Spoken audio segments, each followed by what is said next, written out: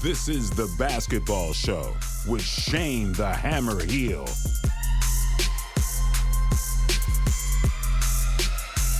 What they gonna say next?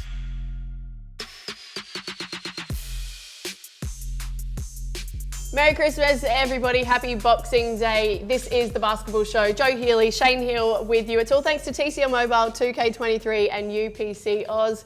Hammer, did you get a new shirt for Christmas? I did. And you know what? I ate that much food and drank that much yesterday. The only danger you've got is that one of these buttons flies off and takes out an eye. I had a big day. I wouldn't be surprised, but we need some health and safety. First Christmas Day game, and basketball was the winner. Definitely. Loved it. We've got a lot to get through. A little bit of a different show today. We're going to be going through a season review up to this point. Best moments of the entire year. You don't even know what's going on. You're just making things up as you go along. I am. It's a Christmas Day hangover. All right, let's get straight into it then.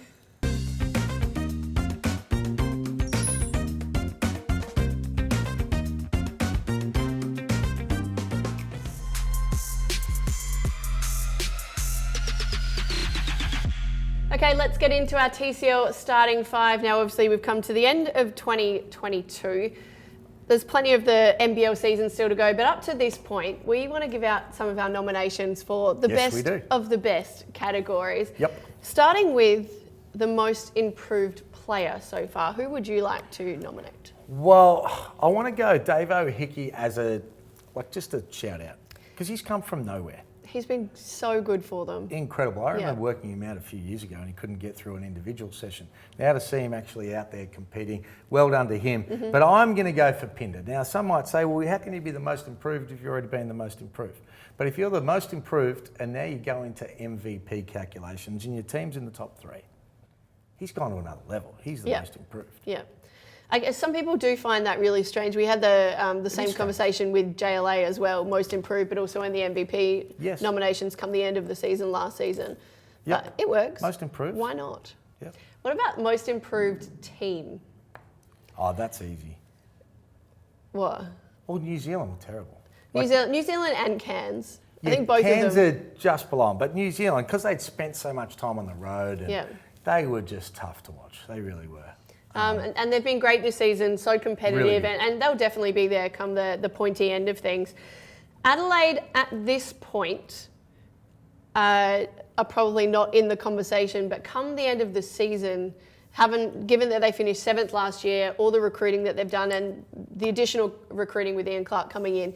Yeah, but you've got to look at budgets. How much money have they spent? They've got a quality team this year. They should be improved. It doesn't matter. They should be improved more than what they are right now. Right now, yes, but I think they will continue to improve. Likewise, South East Melbourne. Missed out in the finals last season. South East Melbourne have already improved at a lot of things, for sure. We are now talking clutch finishes. There have been a few this season.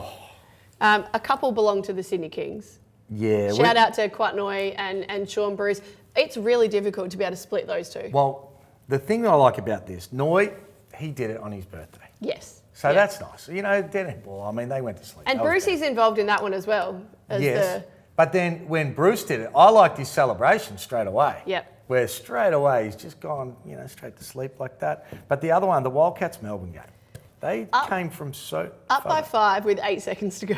That is unheard of. Yeah. And Corey Webster, just I kind of love the fact that it was Corey Webster as well. I do too. And we haven't given enough to Corey Webster. He has been a real difference maker. I know I spoke about it a few weeks ago. I coached Corey, great guy, and starting to show that he's a really good fit there, and he can help take them to another level, doing it right next to Bryce Cotton. Yeah, that was absolutely massive for them. The best dunk. So we talk about a couple of the best clutch finishes belonging to the Sydney Kings. A couple of the best dunks belong to Xavier Cooks. Flip of the coin. With either of them? Oh, they were both. There's nothing that even comes close. Those dunks, some of the best dunks that we've seen in, jeez. So I spoke he cocked that thing back. I spoke to him after the next dunk, which was the game against Adelaide on Kai Soto. He said himself that he thinks that the Isaac one was better just because it was body on body. But the Kai Soto one, just, the move, the footwork, that's huge. Flip of the coin. It's a flip of the coin. They were both, When was the last time we saw a better dunk in the NBL than that? I would say Mitch Creek last season walking over Delhi. That wasn't a better dunk than those two. Not How from much a did physical, you drink not from over a- Christmas, Jojo? Not from a physical point of view, but we're talking about the moment. Jeez. And then can I nominate? Actually, this is not the one I'm nominating. That's a great dunk too. But it was XRM. Yes. It was XRM earlier in the season to tuck off the backboard, which just there was a bit of showman about it. Oh come on. They're not even close to Cookie's dunks. I'm putting out nominations but they're for not. our audience. Come on, please. Can someone people please just vote. give me one vote There's for not that even close to those. And finally, best hair in the NBL. Oh my goodness. It- Dan Greeter's hair is so. The only thing that he's missing, he's got too many teeth. That's with an F. That's a double F. Too many teeth to really pull that hairdo off. But it's so bad, it's good. I think he definitely pulls it off. Did you see So Tyler bad. Harvey rocking up with the silhouette of Dan Greeter t-shirt the other day? No, I that didn't. was good. They're bored down Luke there. Travers always has to be in the best hair conversation. Always. Yeah, I don't know. Don't disagree with me. You know that's a fact. We were talking about this earlier. And also, shout out Taj McCall. I love his hair as well. Oh yeah. It's not as What not he's as got kind going. of bogan crazy Aussie as the other two, but I do like it. It's a bit of work in that. All right, we better get back to talking about basketball. Keep things moving. Breaking all the big news in basketball with Matt Logue. Time for the Logue down, Matty Logue. That is an exceptional t-shirt. I thought, Boxing Day, just got off the lounge watching some NBA. Big day yesterday. Are you drunk? No, mate, Did you come in here drunk? Mate, I don't drink, but I have a toddler, so I might as well. And I'm just getting in the theme for Poppy at home, and she loves Okay. it. She's only 2, so yeah. I good love times. it. It is so good. It is so good. We are obviously talking about the festive period, the Christmas Day game this year, but it's already How good. leading to more. Yeah, well, the NBL, the big plan is to have a double header next year on Christmas Day. So, say Kings and Hawks at home, and then Melbourne Derby. And if they can't do the Melbourne Derby, they'll get Tassie involved. So a Melbourne team travels, or a Tassie team travels up to Melbourne. But it all depends on Melbourne with venues, because that's hard with availability around that time of the year, the Oz Open coming up and whatever else. But at the end of the day, the NBL, they've seen the light and they've rolled the dice, and they think that it can work, and more people in shirts like this, the better. It makes sense. You alluded I to like it it. last week as well, the fact that players would then be able to, for the most Stay at part, home. wake up with their families in their own homes and then get to the games. And then when a second Perth team comes in, you could have 3 games on Christmas Day. How good would that be? I would Hey, the love Red that. Army would hate that, wouldn't they? Can you imagine? Oh, Just No, it'd be split so them good. up. It's on the NBL right now. They've got an opportunity that they can really grab with both hands, and it seems that they are doing so. Well, and other sports were talking about playing on Christmas Day. They missed the boat, just like the AFL did in Tassie. Yeah. Basketball swooped in and said, nah, let's make this happen. Look what's happening, especially with football at the moment as well. It Yes. really is a massive opportunity. Matty, you are coming up with, I love this list, the 100 most influential Australians in basketball. So not necessarily in Australia, but Australians around the world in just basketball. Australian basketball. Who is on this list? Who is at the top? Come on.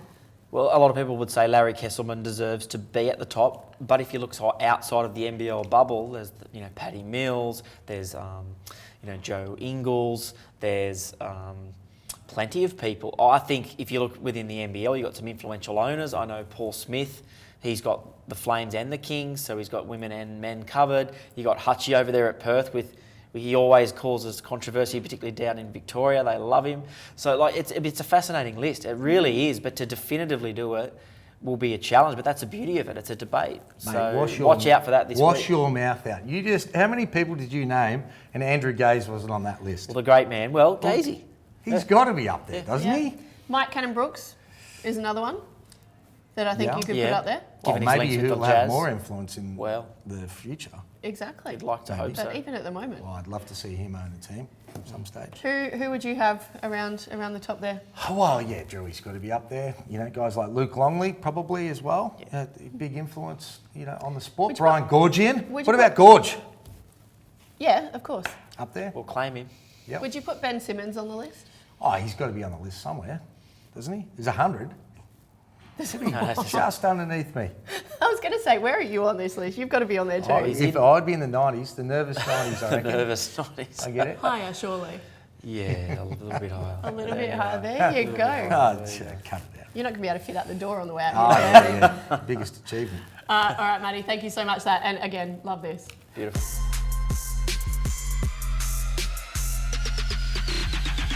Crystal gazing, Matty Logue still in the house. I love it. Dee is joining us as well. Holiday Hoops continue with round 13 on Thursday. Derek, Adelaide hosting Brisbane first up. Who wins it? Ooh, Joe, you may have forsaken your hometown of Adelaide as you climb the professional and social ladder in Sydney, but I have not. They are playing outstanding basketball, and I've got them winning this game easily as they continue their push. I think they're going to get a play-in spot this season, guys. I don't know what you guys think. Well, I hope so. With that squad, it's like you're making an outlandish statement to think that that team could finish in the top 6. Jeez. Hammer, next up, Sydney host Tassie. The Jack Jumpers got them at Kudos Bank Arena last time. Can they do it again? Nope.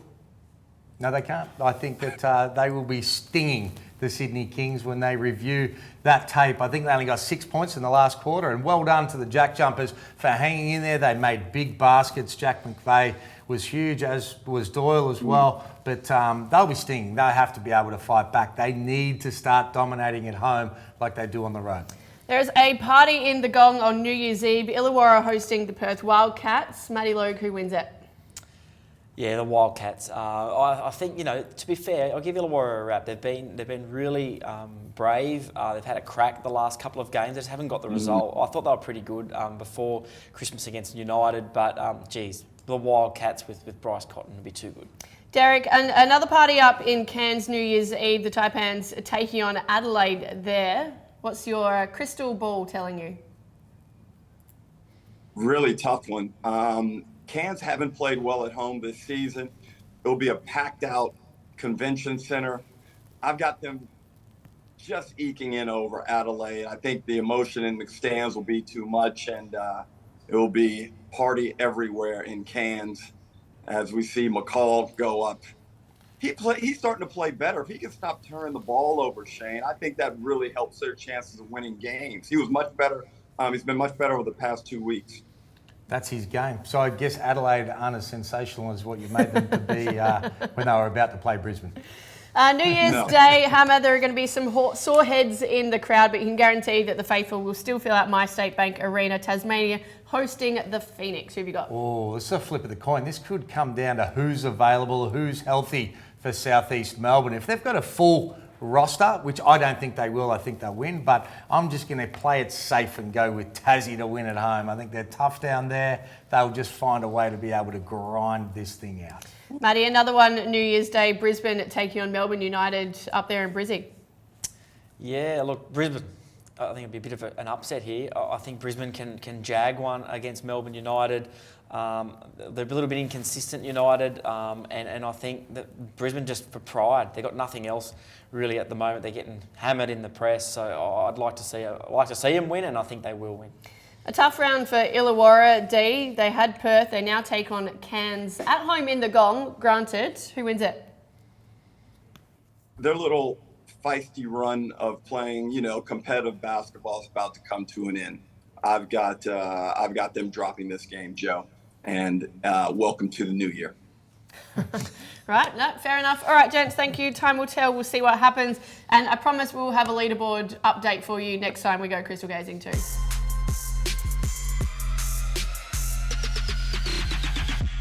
Time now for Points Made thanks to UPCOZ. Guys, of course, this is an end-of-year special.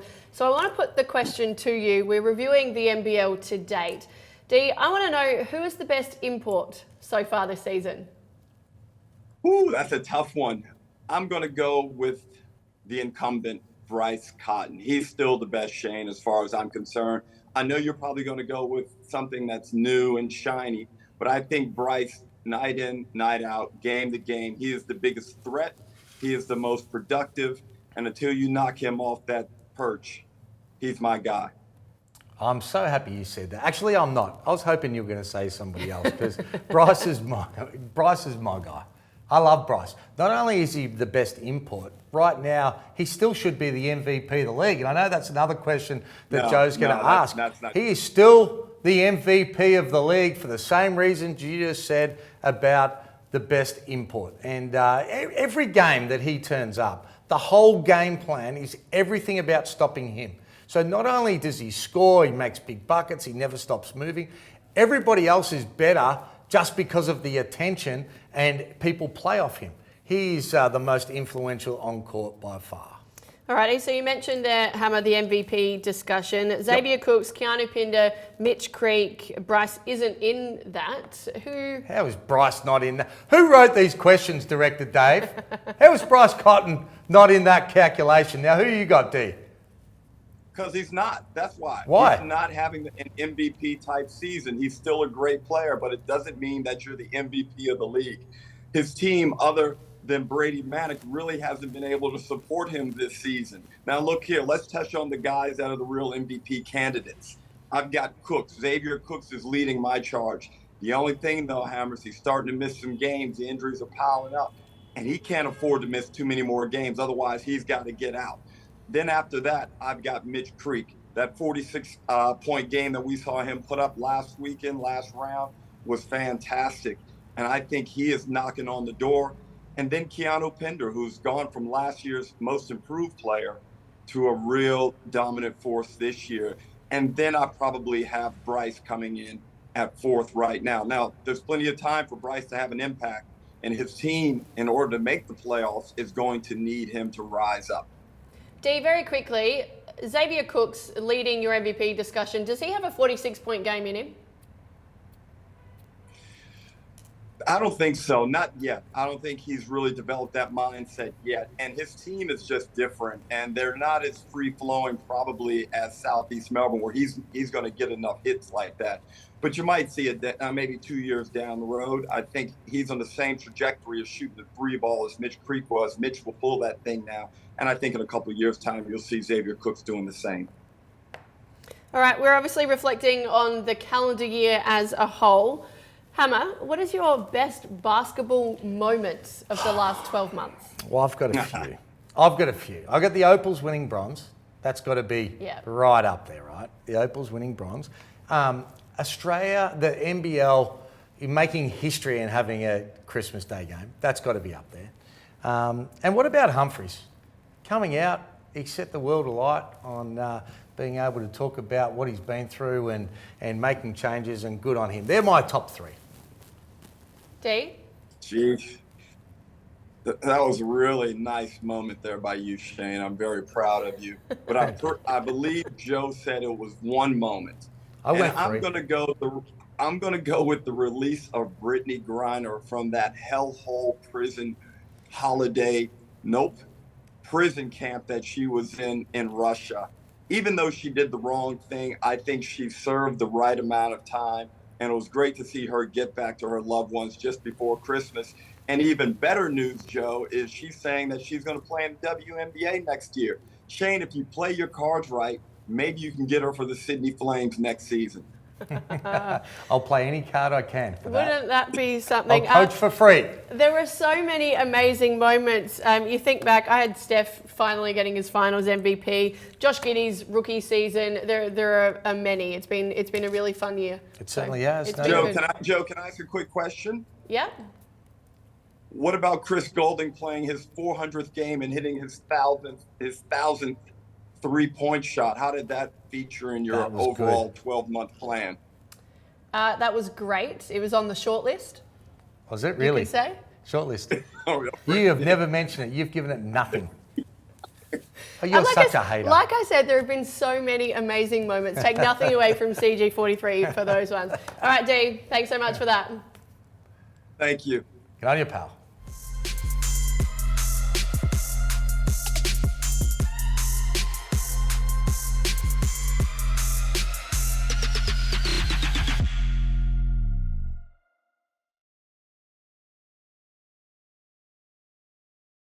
What's surprised you the most? Maybe something on court, and then maybe something off court. The planes, the jewelry, the cars, whatever. What's surprised you just going in there? I mean, like all the jewelry and like money and all that sort of stuff, it's not really too much of a surprise. Like I knew obviously like I was stepping into being around guys that are living totally different lives and different lifestyles to what I'm used to. But you know, like it's a cool thing to be around. But you know, as I said before, like the coolest thing about it is like, you know, these are guys that I've watched on TV since I was a kid and, you know, really look up to. But, you know, they're just people at the end of the day. Like they have families, like they're just funny guys to be around. Like they just enjoy, you know, being in the locker room and talking smack and having fun out on the court. And it just makes, you know, coming to work each day really enjoyable. So I think we have a really good environment there. But in terms of on the court, I mean, nothing's really like taken me by surprise. Like I think the biggest thing is being around it in person is just the ability guys have to make tough shots. End of the shot clock, you know, guys are able to break it down and you can play great defense. Like for example, like playing on Michael Porter Jr., like, you know, like he's 6'10" and he's raising up and shooting a high release. Like you can be right there in his grill, but you know, to him, like that's a good shot. Like you don't bother him. So just being around guys that are sort of at that level and like, you know, against Chicago, like watching Zach LaVine and DeMar DeRozan just get the spots and, you know, like we're trying to defend, but like these guys are just professional scorers. And it's just really cool to see up close. What about with the Boomers? They're jam-packed full of talent and NBA talent, but can't help but feel that you just fit in there nicely with the depth of that three-point shot. You've got that international basketball. How did you find the experience? It was just unreal. I really liked the international game just because it's so physical. The referees let a lot of stuff go, but play with a great bunch of dudes. You know, I think Todd Blanchfield, Mitch Norton, I became really close with them during that Boomers kind of window, and you know we stayed good mates to this day. And you know, it doesn't matter who you play with. You know, when you play with a bunch of great Aussie players, it makes life so much easier. I want to talk. Hey CJ, I want to ask you about Kai Soto. Obviously, some really passionate Filipino fans watching the 36ers very, very closely, to the point where you guys get criticised if you aren't running enough plays for him and things like that. How do you manage that and temper those expectations? Because obviously you want to keep people on side, but without obviously impacting your game plan. Definitely. Let's just say that from my time of signing with the 36ers, and I love Kai, and he's a special kid. He's got so many different. His skill set helps us, and while you haven't seen it a whole lot, I'm also playing to win games. I need to be successful. I want the city to be successful. I want Kai to keep improving, and I'm not here to hurt the kid. I've had enough death threats over my time being here, and again, I'm not here to cry and someone feels sorry for me, but I care for this kid getting better and improving to one day achieving his goal, which is ultimately playing in the NBA. Yes, you do need to take the floor and play a little bit more. I need him to keep impacting the 36ers the right way that I need for us to be successful, for him to keep growing. And I have more coaching staff with me this year to impact his development and growth. And when he does touch the floor, again, bit by bit, he's going to keep improving. And hopefully he plays a little more minutes than he played last year, but he's clearly, I think everyone thought he was going to come back and be a starter. I didn't see the guy for 6 months in the offseason till he came back, a couple of weeks beforehand. And the improvement of my team to the improvement of Kai wasn't on the same path. But I didn't go air all that to everybody, but he is developing in the right way. I think he's really going to help us over the next month or so. You said that you guys have got a really good team chemistry. Who in the team are you sort of looking up to or leaning on as a mentor? I guess from the outside, you'd look at it and you'd say, okay, like CJ, Larry Nance, those guys with a bit more experience? Yeah. The older guys, we got really good vets on our team. Like you said, CJ, Larry, Garrett Temple's a big one. He's been in the league a long time, and he's a very good vocal leader, and leads by example. And we got like even the younger guys on the team, like Jose, Trey Murphy, like Bi. These guys, they're really good at just talking to you and pointing you in the right direction and telling you where you need to be, what you need to do. So they really look out for you, and we got really good young and old leaders on this team that I'm learning off every day. Mate, your body type is NBA ready. You're a great defender. You've got a really good all-round game. But what are the things you've learnt most once you've got into it, starting to watch those veterans play, watching video? Where are the areas that you think you can continue to improve? Yeah, I mean, there's a lot of areas that I need to improve. My 3-point shot, has come a long way, but I'm working hard on that. Being able to, space the floor, especially having people like, Ingram and Zion and CJ on the floor who are really good at creating for others. And obviously my defense is my NBA ready skills, so that's what's get me on the floor at the moment. But I'm just learning my spots, picking and choosing where I can help the team. Obviously getting out in transition, defending, because we got a lot of offensive power. There's certain holes in our team that need to be filled, and I'm just looking to do the little things. I want to talk about the WNBA. You've played a handful of seasons over there now. You're almost a veteran. Found a home at Seattle, but you're a free agent. What's coming up for you there? Yeah, definitely. Free agent. Doesn't start until January. I guess I'll just wait and see what happens. A lot of the Seattle team are free agents. Obviously, I'm a role player there, so I'll wait and see. Will Stewie be back? Will Ezzy be back? We've obviously lost Sue Bird as a point guard. There's a lot of changes to happen, so I'll wait and see what my role will be, if there's a spot for me, and then make my decision from there, I guess, whether I want to stay or go elsewhere. But I'd definitely love to go back. I love Seattle, the city, and I love the girls. But there's a lot up in the air at the moment. You've played... LJ, obviously playing with the Southside Flyers now, it's a big commitment with your little ones as well, and they mean the world to you.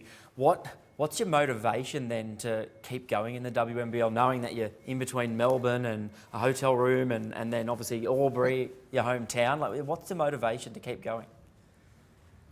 Oh, look, I ask myself that every single day. I think, it was a commitment that I made before the World Cup, and in all honesty, while I can play, I kind of want to play. I never thought that I'd get back to a point where I'd be able to play representing basketball again, let alone at this level. So, like I said before, I think it's just day by day and how my body holds out, and just enjoying every single moment that I have left on the court, because, it's going to be over fairly soon, and I just have to make it work. How is... The NBA environment is obviously a high pressure one. You've got the controversy that surrounds every team. They go through something at some point. Being in that system, does it impact you mentally? How do you deal with the pressure of that and sort of the decisions that you're making with life, balancing family and that kind of thing? I think your question is just with the scrutiny, I guess, and the pressure people are under here. How do you deal with it? Well, I can't really understand what it's like for some of the elite players in the NBA, of course. So you're trying to support them and be there for them and help them do great work to get prepared. My approach has been to do the best we can in preparing, and to